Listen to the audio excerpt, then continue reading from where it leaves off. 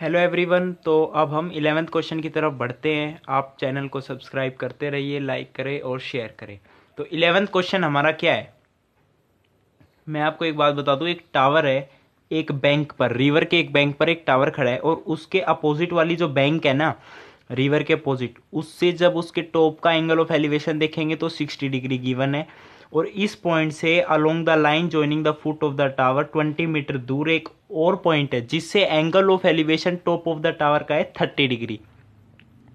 देखिए मेरी बात को अच्छे से सुनोगे ना तो भी आपको अच्छे से समझ आ जाएगा। डायग्राम बन गया तो आपका बहुत अच्छा है, अच्छे से सॉल्व हो जाएगा। तो इसमें एक तो विड्थ ऑफ द कैनाल पूछे, तो विड्थ ऑफ द कैनाल इस कंप्लीट को मत समझना। विड्थ ऑफ द कैनाल होगी ये वाली, क्योंकि कैनाल मतलब रिवर, एक बैंक ये अपोजिट बैंक पे ये पॉइंट है, तो इन दोनों के बीच का जो डिस्टेंस है वही हमारी विड्थ ऑफ द कैनाल है और ये हाइट ऑफ द टावर है। तो हमें ये दो चीज फाइंड आउट करनी है। तो 1060 जब हम लिखेंगे तो √3 विच इज h/w, तो √3w is equal to H, ये हमारी फर्स्ट इक्वेशन आ गई है।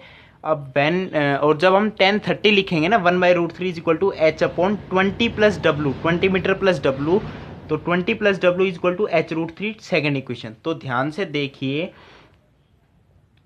h की जगह जब हम यहाँ पे पुट कर देंगे √3w, तो 3w minus w is 2w is equal 20। तो विड्थ ऑफ द कैनाल हमारे पास आ जाएगी 10 मीटर और 10√3 हमारे पास क्या आ जाएगी, हाइट ऑफ द टावर। तो इस क्वेश्चन में सबसे मेन इंपॉर्टेंट बात यही थी कि विड्थ आप क्या लोगे, ये लोगे या ये लोगे। तो मेरे हिसाब से तो आप यही लोगे भाई, जनरगित का ज्ञान यही है, ये लो आप विड्थ ऑफ द कैनाल। ठीक है भाई। तो इसमें विड्थ आ गई 10 मीटर आपकी और हाइट आ गई 10√3 मीटर। अच्छा जी, जो आपका 12th क्वेश्चन है उसमें क्या है, from the top of a 7 metre high building, from the top of a 7 metre high building the angle of elevation of the top of a cable tower is 60 degree. अच्छा जी, from the top of a from the top of a building, 7 metre high building, तो 7 metre high building मैंने ये मान लिया और एक cable tower है, उसका एंगल ऑफ एलिवेशन है इसके टॉप से। तो केबल टावर ऑब्वियसली बड़ा होगा ना, तो बड़ा ले लिया मैंने, बिल्डिंग से भी बड़ा ले लिया केबल टावर, ये ले ली बिल्डिंग। इसके टॉप से इसके केबल टावर के टॉप का जो एंगल ऑफ एलिवेशन है वो हमारे पास कितना है, 60 डिग्री। अच्छा जी, and the angle of depression of its foot, cable tower का जो फुट है और इसका जो एंगल ऑफ डिप्रेशन है वो 45 डिग्री। एंगल ऑफ डिप्रेशन यानी इसका हॉरिजेंटल लेवल, ये इससे डाउन आ रहे हैं हम 45 डिग्री, तो ये भी 45, ये भी 45। तो हमसे पूछा है हाइट ऑफ द टावर बताओ, केबल टावर की हाइट बताओ। देखो ये तो 7 मीटर हमें पता चल गया क्योंकि बिल्डिंग की हाइट भी इतनी है और ये सेम हॉरिजेंटल लेवल पे है। तो ये एच निकाल ले, तो h+7 जब हम कर देंगे तो हमारे पास क्या आ जाएगा, height of the cable tower. तो इसे मैंने b मान लिया। देखिए सबके तरीके सेम है सोल्व करने के, 10 का यूज होगा ज़्यादातर, तो 1060 √3, यहाँ से हम लिख देंगे h/b, ये b है तो ये भी b होगा आपका क्योंकि ये दोनों सेम ओरिजेंटल लेवल में है। तो √3 is equal to 1060 is equal to h/b। ठीक है भाई, तो b√3 इज h। और जब हम 1045 यानी 1 लिखेंगे, 1 1045 7/b, तो b is equal to 7 metre, तो b 7 आ गया तो h आ गया 7√3 मीटर। अब h आ गया 7√3 मीटर, तो height of the cable tower मैं आपको यहाँ पे लिख देता हूँ, हाइट ऑफ टावर मैं लिख दूंगा 7√3 प्लस 7 मीटर। ठीक है भाई, 7√3 प्लस 7 मीटर, ये height of the cable tower है। तो आप इसे गलत मत समझ लेना कि h निकाल के छोड़ दो या फिर इसे x मान लो, x+7 मीटर हमारी क्या होगी, complete height of the cable tower. ठीक है भाई, अब हम आगे बढ़ते हैं 13 क्वेश्चन की तरफ। देखिए 13 क्वेश्चन में आपसे क्या कह रहा है, मैं आपको क्वेश्चन समझा देता हूँ पहले। ये सी के अंदर एक लाइट हाउस है, 75 मीटर लंबा लाइट हाउस है। ठीक है, उसकी हाइट है 75 metre, height of light house. ठीक है, अच्छा लाइट हाउस की हाइट ये होगी। अब जो शिप्स है हमारे पास, एक S1 शिप है, एक S2 शिप है और वो same side of the light house है। और लाइट हाउस के टॉप से जब हम एंगल ऑफ डिप्रेशन देखेंगे तो एक शिप का एंगल ऑफ डिप्रेशन 45 डिग्री है, एक शिप का एंगल ऑफ डिप्रेशन 30 डिग्री है। ऑब्वियसली 30 डिग्री वाली दूर होगी, 45 डिग्री वाली पास होगी। ठीक है, आप कुछ भी नाम रख सकते हो शिप का। ठीक है, शिप 1 शिप 2 मैंने आपसे बता दिया। अब बेसिकली इसने हमसे कह दिया कि ये same side of the light house है, तो हमें ये बताना है कि डिस्टेंस बिटवीन द शिप्स, इन दोनों के बीच में डिस्टेंस बताना है। तो मैंने कंप्लीट लेंथ को L1 मान लिया, S2 से इस foot of the light house से, और इसको L2 मान लिया। तो बेसिकली हमें L1 माइनस L2 निकालना होगा इस क्वेश्चन में। तो जब हम लिखेंगे 1045, देखिए ये एंगल ऑफ डिप्रेशन है 1045, तो ये भी 45 होगा। तो 1045 मैंने लिख दिया 75 मीटर अपॉन L2। L2 हमारे पास यहाँ पे क्या आ गया 75 मीटर, L2 75 मीटर आ गया। अब हमें L1 निकालने की ज़रूरत है बस। तो 1030 जब हम लिखेंगे 75 मीटर अपॉन में L1, 1030 1/√3, तो L1 हमारे पास आ जाएगा 75√3 metre. So distance between two ships L1 minus L2 we will get 75 into √3 - 1 metre. देखिए ये क्वेश्चन आप खुद से सोल्व करो तो बहुत अच्छा है, ये मैं आपके लिए प्रॉपर सॉल्यूशन ला रहा हूँ वैसे तो, लेकिन इनको क्वेश्चन खुद करने में अलग ही मजा आता है। ठीक है भाई, तो ये क्वेश्चन को सोल्व करने के कुछ तरीके होते हैं। क्वेश्चन का डायग्राम अगर आपसे बन जाए तो सबसे अच्छी बात होती है। ठीक है, अब हम 14th क्वेश्चन की तरफ चलते हैं। देखिए 14th क्वेश्चन में क्या है, एक 1.2 मीटर टॉल गर्ल है, वो बैलून को स्पोर्ट कर रही है, स्पोर्ट यानी उड़ा रही है बेसिकली, और वो एक ही हॉरिजॉन्टल लेवल में उड़ रहा है बैलून, और विंड की वजह से एक ही हॉरिजॉन्टल लेवल पे, यानी पहले बैलून यहाँ पे था अब यहाँ पर है। ठीक है, तो बैलून की जो हाइट है वो सेम रही है थ्रू आउट, और उसकी जो ग्राउंड लेवल से हाइट है वो 88.2 मीटर है, और गर्ल की हाइट है 1.2 मीटर।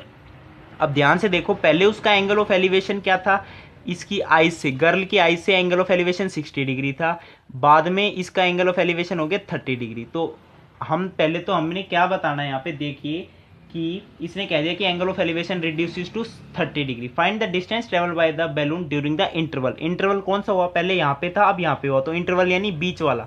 तो ये वाला डिस्टेंस हमें फाइंड आउट करना है। ये वाला फाइंड आउट करने के लिए सेम थिंग, मैंने L1 कंप्लीट को मान लिया, इसे L2 मान लिया। ठीक है, अब distance travel by the balloon during the interval is L1 minus L2।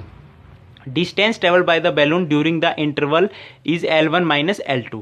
तो जब आप 1060 लिखोगे √3 is equal to 87 metre. 87 metre देखिए कैसे है, क्योंकि 1060 में हमें ये वाली हाइट चाहिए कि ये कंप्लीट तो 88.2 मीटर है और ये 1.2 मीटर, तो इनको जब हम सब्ट्रैक्ट कर देंगे तो ये वाला हमारे पास हाइट बच जाएगा, ये होगा 87 मीटर।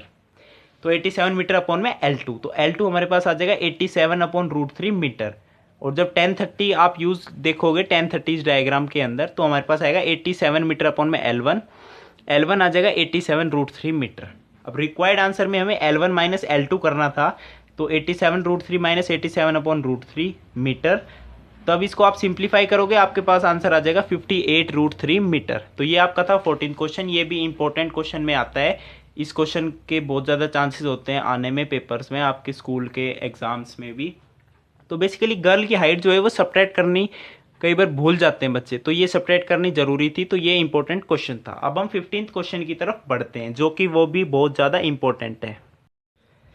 15th क्वेश्चन देखिए क्या है, इसको पहले हम समझते हैं आराम से कि भाई क्या है। हमारे पास एक टावर है, हाईवे के ऊपर एक टावर है, और एक कार जो है उसकी तरफ अप्रोच कर रही है with the uniform speed. Speed यानी उसकी यूनिफॉर्म में चेंज नहीं कर रही है, कोई एक्सेलरेशन नहीं है। ठीक है भाई, यूनिफॉर्म स्पीड मतलब एक ही स्पीड से गाड़ी चल रही है, 10 की स्पीड से चल रही है तो 10 से ही चल रही है टावर तक पहुंचने तक। तो पहले गाड़ी यहाँ पर है, तो उस टावर का जो टॉप से जो एंगल ऑफ डिप्रेशन है ना कार के साथ, वो पहले था 30 डिग्री, फिर बाद में बन गया 60 डिग्री। और जब 30 to 60 डिग्री बन गया ना, यानी कार पहले यहाँ थी अब यहाँ पे आ गई, तो ये जो टाइम है 1-2 सेकेंड आने में इसका टाइम लगा 6 सेकेंड, 6 सेकेंड लग गए इसको। अच्छा जी, अब सेकेंड से फुट ऑफ द टावर आने तक इसको कितना टाइम लगेगा, पहले तो हमें ये बताना है। ये इसका क्वेश्चन का मेन मोटिव है कि ये इसको कितना टाइम लगेगा। अब यहाँ पे बहुत सारी चीज़ें यूज़ होगी, ट्रेन का तो यूज़ होगा ही, बेसिकली एक चीज़ और यूज़ होगी, उसे मैं आपको अभी बताऊंगा। देखिए मैंने कंप्लीट को L1 मान लिया और सेकेंड से लेके फुट तक L2 मान लिया। ठीक है, L2। अब पहली बात तो ये कि मैंने जैसे L1 H, ये हाइट ऑफ द टावर को मैंने H मान ली, क्योंकि वो भी हमारे पास गिवन नहीं है, वो कैंसिल आउट हो जाएगी, उसकी कोई ज़रूरत नहीं है। देखिए यूनिफॉर्म स्पीड दे दी तो डिस्टेंस आप मीटर पर सेकंड मानो या किलोमीटर पर सेकंड मानो, स्पीड को कुछ भी मानो, वो कैंसिल आउट हो जाएगा। तो D पर सेकंड भी मान सकते हैं, डिस्टेंस पर सेकंड। तो 1030 जब मैंने लिखा H अपॉन L1, तो L1 हमारे पास आ गया √3H। ठीक है, और जब फर्स्ट इक्वेशन जैसे मैंने यहाँ पे बना रखी है 1060 जब लिखेंगे तो H अपॉन L2 √3L2H आ जाएगा हमारे पास फर्स्ट इक्वेशन। अब मैं आपको बता दूं डिस्टेंस अपॉन टाइम स्पीड होता है। स्पीड जैसे हम पढ़ते हैं ना भाई, कोई कह रहा है कि गाड़ी चल रही है 50 किलोमीटर पर आवर की स्पीड में किलोमीटर पर आवर, यानी किलोमीटर क्या होता है, डिस्टेंस, आर घंटा, तो distance upon time, kilometre per hour जब लिखते हैं तो डिस्टेंस अपॉन टाइम ही तो लिखते हैं हम। तो डिस्टेंस अपॉन टाइम क्या हो गया, speed, distance upon time speed. एक और मैथ्स का ज्ञान हमने ले लिया यहाँ पे, डिस्टेंस अपॉन टाइम स्पीड। तो डिस्टेंस इन 6 सेकंड जब लिखेंगे तो distance in 6 second L1 minus L2 ये 6 सेकंड में 1-2 सेकंड आया है, तो ये डिस्टेंस कितना है L1 माइनस L2। तो जब L1 माइनस L2 लिखोगे तो 2/√3 H की फॉर्म में आएगा यहाँ पे। अब H कैसे कैंसिल होगा, देखिए स्पीड निकालते हैं पहले। स्पीड के लिए मैंने अभी कहा डिस्टेंस अपॉन टाइम। डिस्टेंस क्या है 2/√3 H, टाइम कितना लगा 6 सेकंड। अब ये H पर सेकंड आएगा ना, H यानी हाइट, मीटर में होगी कुछ भी हो, वो पर सेकंड डिस्टेंस पर सेकंड में आएगा ये। तो H/3√3 डिस्टेंस पर सेकंड लिख लिया मैंने। यूनिट आप कुछ भी मान लेंगे अपनी तरफ से, वैसे वो कैंसिल आउट हो जाएगा, तो D पर सेकंड। ठीक है, अब रिक्वायर्ड आंसर में हमें टाइम चाहिए सेकंड से लेके यहाँ तक का आने का। अब टाइम निकालना है तो भाई डिस्टेंस अपॉन टाइम स्पीड होता है, टाइम निकालना है तो स्पीड को नीचे ले आओ, टाइम को उधर ले जाओ, डिस्टेंस अपॉन स्पीड करना है। तो डिस्टेंस कितना है L2, स्पीड हमने कितनी निकाल ली ये। तो रिक्वायर्ड आंसर में टाइम कैपिटल T मान लिया मैंने इसको, D/S। D कितना आया L2, S यानी स्पीड। L2 मैंने लिख दिया, क्या लिख दिया L2 मैंने लिख दिया H/√3। स्पीड मैंने क्या लिख दी H/3√3। अब ये D कैंसिल हो जाएगा, सेकंड ऊपर आ जाएगा, तो टाइम हमारे पास आ जाएगा 3 सेकंड। 3 सेकंड लगेंगे इसको सेकंड से फुट ऑफ द टावर में आने तक, क्योंकि उसकी ऐसी यूनिफॉर्म स्पीड है। ठीक है भाई, अब हम 16th क्वेश्चन पे चलते हैं जो हमारा लास्ट क्वेश्चन है। 16th क्वेश्चन में क्या कह रहा है, आपको एक बात बता दूं कि एक टावर है, उसके टॉप का angle of elevation same side कह रहा है, 1.4 मीटर दूर है उससे, 1.9 मीटर दूर है from the base of the tower in the same straight line. और इस पॉइंट से इसका एंगल ऑफ एलिवेशन मैंने मान लिया θ2, इसका मान लिया θ1। ये क्यों माना, क्योंकि इन दोनों का जो एंगल ऑफ एलिवेशन के एंगल है ना, वो आपस में कॉम्प्लीमेंट्री दे रखे हैं। आप ये देख रहे होंगे डिब्बा बना रखा है मैंने, θ1 प्लस θ2 90 डिग्री। इसका यूज है यहाँ पर, क्या यूज है कि ये जो एंगल्स हैं ये कॉम्प्लीमेंट्री है। कॉम्प्लीमेंट्री होता है एक सप्लीमेंट्री होता है। कॉम्प्लीमेंट्री का मतलब उन दोनों एंगल्स का सम 90 डिग्री है। 3 एंगल्स है कॉम्प्लीमेंट्री, तो तीनों के एंगल्स का सम 90 डिग्री है। सप्लीमेंट्री अगर कोई भी 2 एंगल है तो उनके एंगल्स का सम 180 होता है। यानी मैं कह सकता हूँ interior angles of the triangle are supplementary, क्योंकि ट्राइंगल के अंदर के जो तीनों एंगल्स होते हैं वो 180 डिग्री होता है उनका सम। तो θ1 प्लस θ2 मैंने 90 डिग्री कर दिया। तो हमसे कह रहा है प्रूव करो कि हाइट ऑफ द टावर कितनी है, 6 मीटर। इसमें प्रूव करने के लिए कह दिया। तो यहाँ से पहले मैंने लिख दिया θ2 90 माइनस θ1, क्योंकि इसमें हम ये भी यूज करेंगे कि tan 90 minus θ1 is equal to cot θ1। हमें करना है to prove h is equal to 6 metre. Proof करता है जनकृत। tan θ1 h/9, tan θ2 h/4। देखना कितना आसान है। अब θ2 को मैंने लिख दिया tan 90 minus θ1 is equal to h/4 metre. tan 90 minus theta क्या होता है कोट थीटा, तो cot θ1 is equal to h/4 metre. ये थर्ड इक्वेशन, ये फर्स्ट, ये हमारी सेकंड थी। इसको हमने एक्सप्लोर कर लिया, थर्ड आ गई। अब मैंने क्या किया, multiplying first and third. First और थर्ड को मल्टीप्लाई करो। क्यों मल्टीप्लाई किया, क्योंकि tan θ1 इंटू कोट θ1 1 हो जाएगा।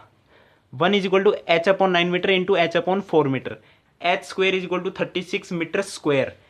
h is equal to 6 metre, plus minus 6 metre आता है, लेकिन माइनस कभी हाइट हो नहीं सकती, तो h is equal to 6 metre. Hence proved by जनकृत। And 9.1 exercise completed. Application of trigonometry में मेरा साथ देने के लिए आपका बहुत बहुत धन्यवाद। थैंक यू, नमस्कार।